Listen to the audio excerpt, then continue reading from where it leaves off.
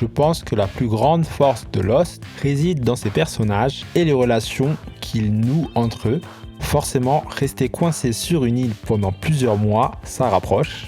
On a un triangle, voire quatuor amoureux, mais c'est pas la partie la plus marquante et la mieux écrite. Non, le plus intéressant, ce sont les amitiés et les divergences d'opinion, ainsi que les conflits qui s'ensuivent. On aura des persos qui n'interagissent que très peu ou jamais, alors que d'autres sont super proches. Et il y a aussi plusieurs connaissances de plusieurs degrés. Je m'explique.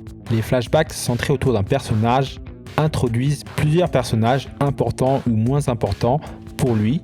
Par exemple, on aura le père de Jack, le frère de Charlie ou la bien-aimée de Saïd. Et ces personnages vont parfois être réutilisés dans des flashbacks d'autres personnages avec pareil une relative importance. Et donc ça fait un peu un réseau où les personnages principaux finalement se connaissent à plusieurs degrés parce qu'ils connaissent quelqu'un qu'ils connaissent l'autre. Bon, ça ressemble plus à du fanservice qu'autre chose. Et cela va être maintenu en haleine par l'arrivée de nouveaux personnages au fil des saisons. Qui dit arrivée de nouveaux personnages dit aussi disparition d'anciens personnages pour faire de la place. Et la façon la plus simple, c'est bien entendu la mort des personnages. Parfois rapide, même trop rapide pour certains personnages.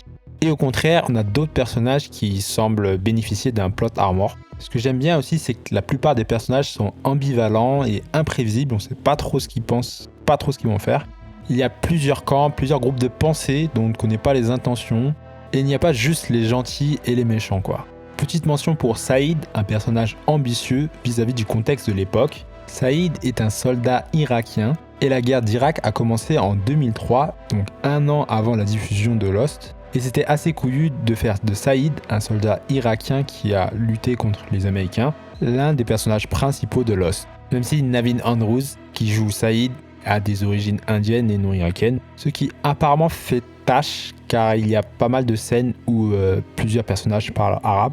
Et apparemment c'est flagrant que Naveen Andrews ne parle pas cette langue. هل تريدنا كيف يا فندم؟